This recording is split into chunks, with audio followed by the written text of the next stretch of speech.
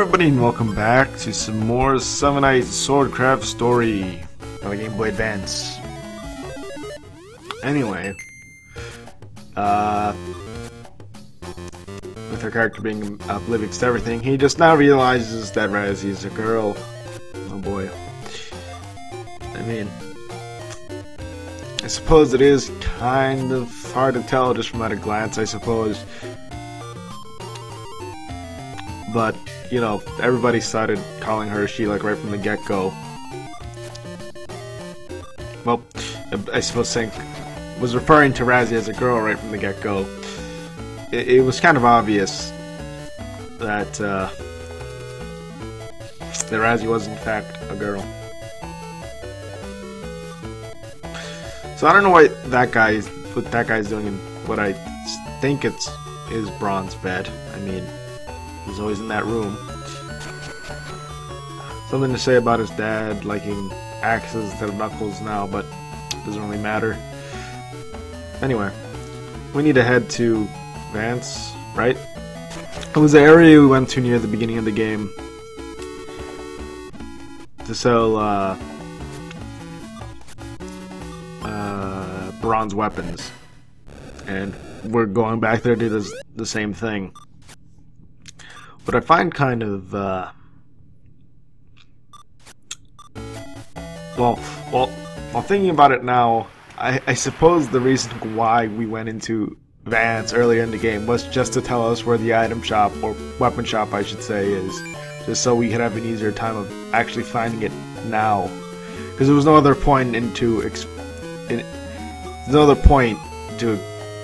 I can't think of another reason why would they send us to Vance. Maybe there was a side quest you could have done here by talking to people, because I know side quests are available in this game. I don't do them. They do give you like special blueprints and stuff like that, but I don't see the point in the side quests. You can beat the game without doing the side quests. Maybe they give you some really strong armor, some weapons or something like that, but I don't see the point in doing them. You know, maybe I'm missing out, but eh.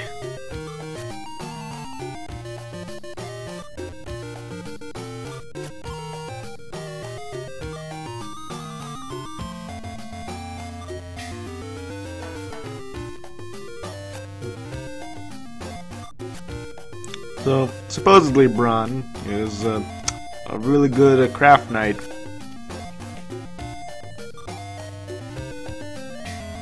And for some reason this guy tells us about a brother and a sister that moved here. And oh, it's Rexa who moved here with his sister.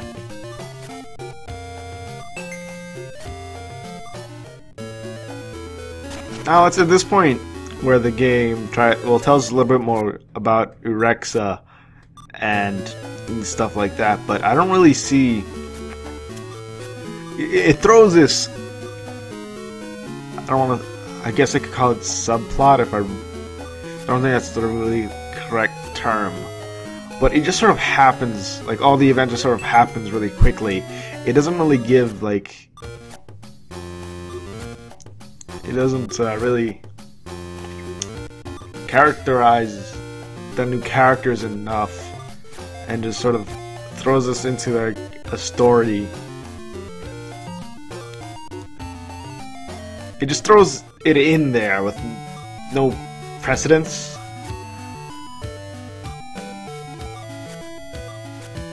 Like it kind of feels like that. I'll mention it when it becomes relevant. It feels like it was just thrown in there just to be in there and to add like drama and stuff like that. Maybe it's just because of the hardware it was on, because this was an early Game Boy Advance game, I think. Well, 2003 isn't too early, it's mid Game Boy Advance, but I'd say that the story is not the best. It's not one of this game's strong points. The story is fine, but I think the gameplay and is where the game really shines, and all the different weapons you can equip. The variations is of the gameplay is where I say this game shines the most.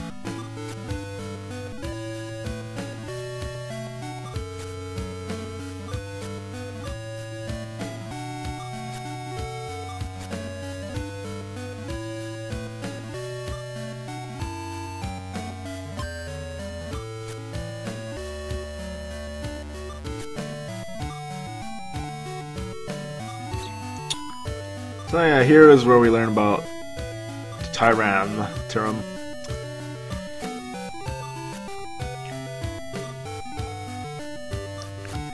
Well, Tyram's closer than...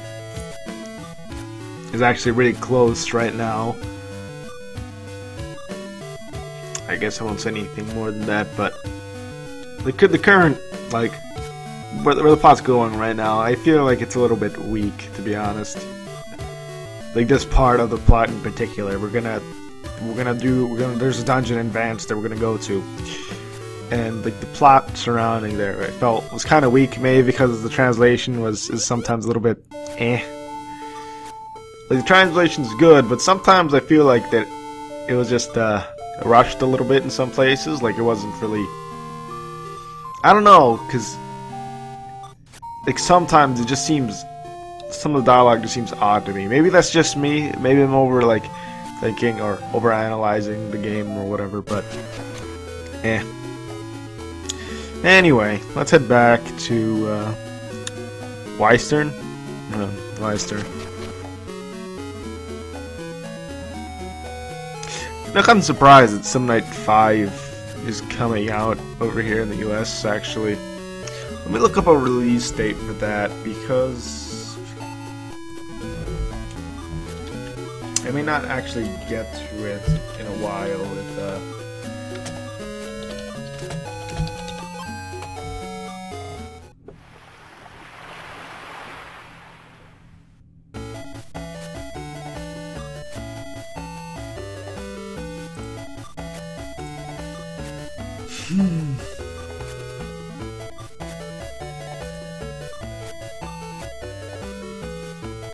let's see. It is getting a physical version Some Night 5, but I know it's gonna be in limited quantities only.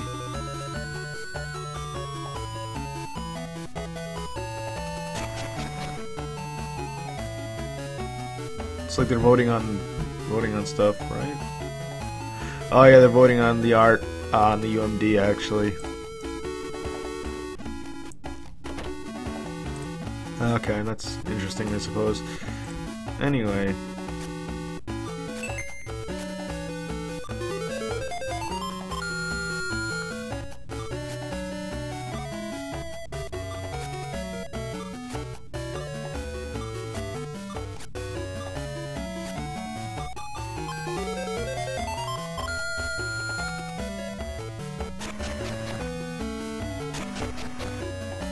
Interesting, I suppose. So it looks like Summon Night 5 is going to be releasing on the PSN for the PSP, because I think the US PSN store on the PSP actually is still up. I don't believe it's up for the rest of the world. Maybe Japan it's still up, but I think in Europe it's been shut down. The Japanese, the European PSN store on the PSP. Like, I don't believe you can access it on the PSP anymore. So it doesn't look like it actually it's coming this fall, it looks like. So if I have the money, I suppose when it comes out, I suppose I'll purchase it and do a playthrough on it. It'll be mostly blind though. The playthrough won't be live anyway, so if there's any issues with that, if there's too much of me just going around, that'll be cut out. But who knows? Maybe I'll purchase it. Maybe not. I'm thinking of purchasing Xenoblade Chronicles X, yeah, and playing that for the channel when it comes out. I know that will be that'll be one of the longer playthroughs I ever do for this channel, which is why that's why after Fate Extra I kind of want to not do RPGs, because I don't want to be in the middle of an RPG once Xenoblade Chronicles X comes out. It is called Xenoblade Chronicles X, right? I'm not mistaken on the name, right? Yeah, Xenoblade Chronicles X. I forgot that it came out in Japan already, but it's coming out this year on December 5th, I believe.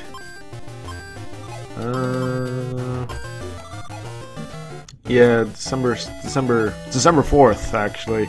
I believe the limited edition comes out in December, whatchamacallit, December 6th. Anyway, I'm thinking of picking a copy of the game up when it comes out. I'll probably have to pre-order it though to actually get it on day one, which I may or may not do. Oh boy, you can get it. You can pre-order it. You save 3 cents when you pre-order it on Amazon. Oh boy, hot dog. Yeah, I enjoyed the original Xenoblade Chronicles. I enjoyed what I played of it, so I'm kind of excited for this game. I have actually never pre-ordered a game before, so yeah. There's not too many gamers that actually live in my area, and I doubt there's not that many people that actually own a Wii U in my area. Well, there are gamers in my area, there is, but often or not when a very hyped game gets released, there's usually a copy in a game store somewhere. So I usually don't pre-order because I can usually find a copy somewhere.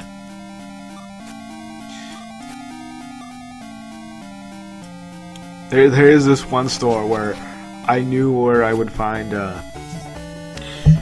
I remember when the Wii U was coming out. When it came out, it was hard to find a Wii U anywhere, and when the new 3DS came out, it was hard to find that anywhere.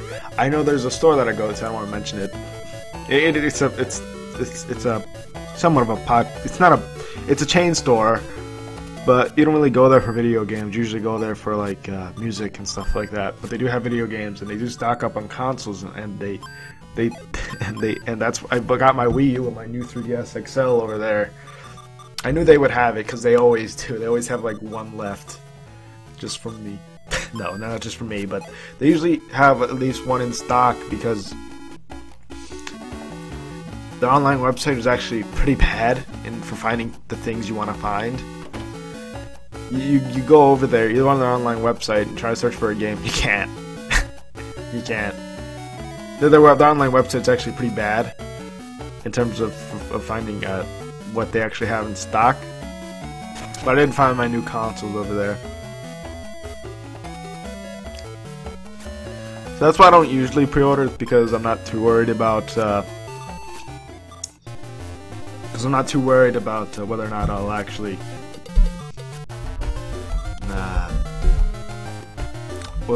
get the game or not. And if worse comes to worse, I could always get the game digitally, but I'd rather not, because I think the game would be too big for me to download. Because all I have for extra storage on my Wii U is a little USB stick that I don't use anymore.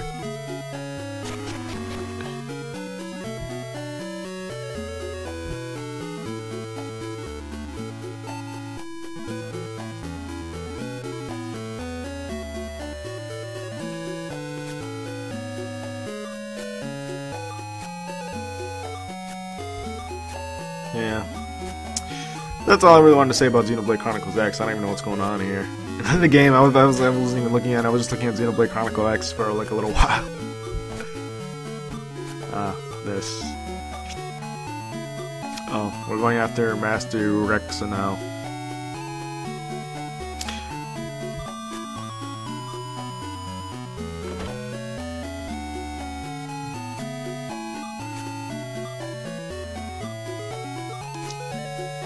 I don't think I'll really change up my overall schedule for Xenoblade Chronicles X, simply because I think it'll be Monday through Thursday.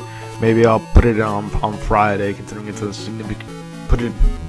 I'll have it be uploaded on Friday as well, considering it's a longer game. And it's a much longer game. I would assume it is anyway. I won't talk more about it because it really isn't. It's not something I'm going to touch for a long time, so once the game is closer to being released, I think I'll talk more about it, but I want to hype up a playthrough of it too much, because I don't know if I'll actually be able to get it once it releases.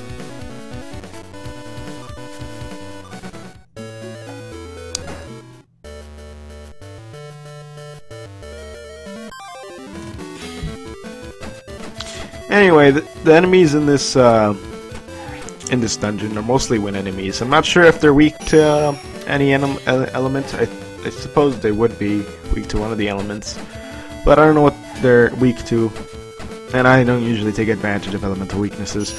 So you can if you want, but I don't.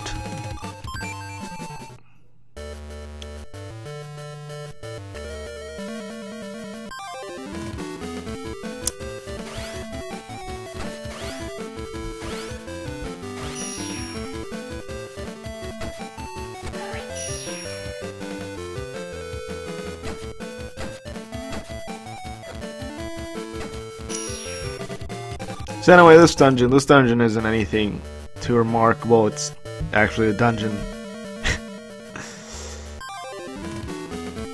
I don't really have much to say about this dungeon, to be honest. Well, it is like a change of scenery from the labyrinth. It's not anything too amazing. It is kind of stale, I suppose. I mean, it's a dungeon. I mean, I didn't really expect much from a dungeon that it's actually like a dungeon or a prison, more like it. But I don't really have much to say about this place. The enemies here aren't too difficult. Can be a little bit annoying. There's more palm dogs than not.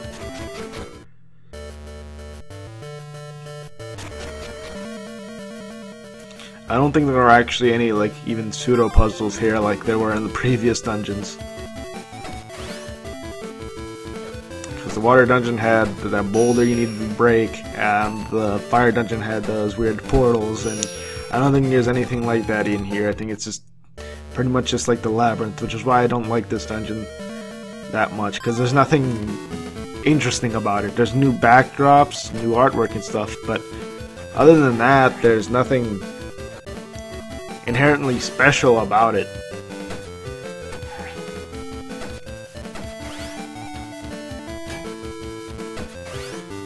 Like, at least the other dungeons, it's something to make it different from the labyrinth, but this doesn't really do much to differentiate itself from the labyrinth. It's just there. This could pretty much just be the labyrinth.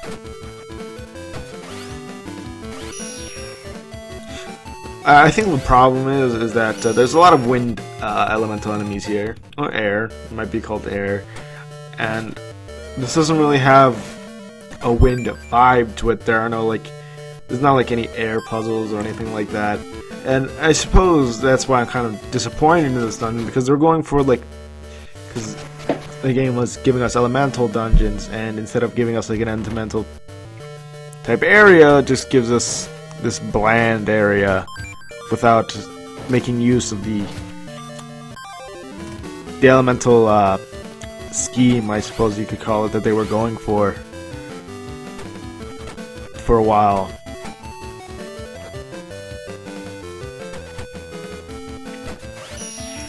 I think the next dungeon after this is based on electricity, and even that's sort of interesting from what I've seen from it. I don't think it might not actually use the electricity theme, but the background is more gives off an electric theme, I suppose, if I remember correctly. So I suppose in terms of the overall theme of this dungeon, it doesn't match, which is why I'm sort of disappointed in it, and not really that interested in it.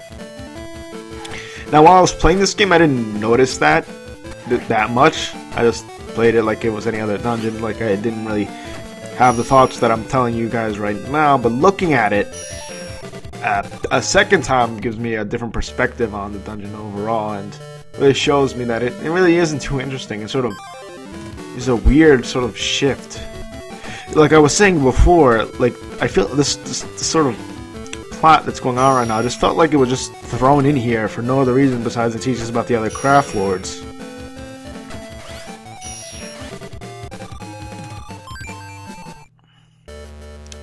The whole plot of this area could have been done a lot better. of course, when I was playing it, like I said, I didn't really notice any of this or thought about any of this. But just looking at it a second time just really makes me think about it. This just really makes me think that this could have been done a lot better.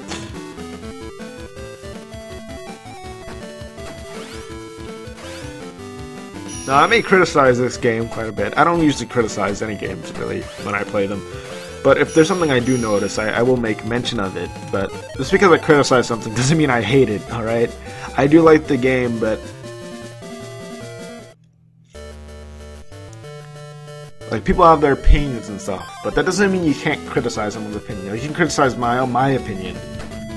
So, if you have actual, like, criticism, then go ahead and criticize my opinion all you want. Because while I believe you should be able to respect other people, should respect your opinion, you should respect other people's opinion, that does not mean you shouldn't be able to criticize their opinion. Of course, by that I mean, like, actually, like, support your opinion with evidence, I suppose. Not necessarily evidence, but don't just hate on a person's opinion because it's different from yours. Perhaps I'm not making too much sense right now, but I just noticed that the dog thing did a spin dash. Did not realize that, and just sort of blew my mind. And another thing, there really isn't... these palm dogs here are too... They spawn in way too much. They could have... like, in the other dungeons, I didn't really felt like there was too much of one enemy, but in this dungeon, just palm dogs appear everywhere. It's kind of odd. Although when I think about the fire dungeon, those, like, weird, like... I guess those puppy dragons were sort of everywhere. But for some reason I feel like maybe it's just because I hate this area. I don't hate it, but maybe it's because I slightly dislike this area is why I'm like sort of harping on it so much. But anyway, we got caught.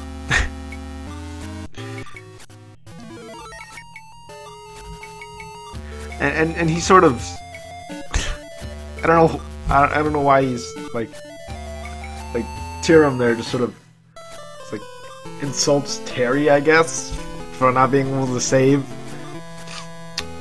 our friends from an entire army of trained soldiers. So sort of insults us right there. But anyway, here we learned about Tyram and that he got captured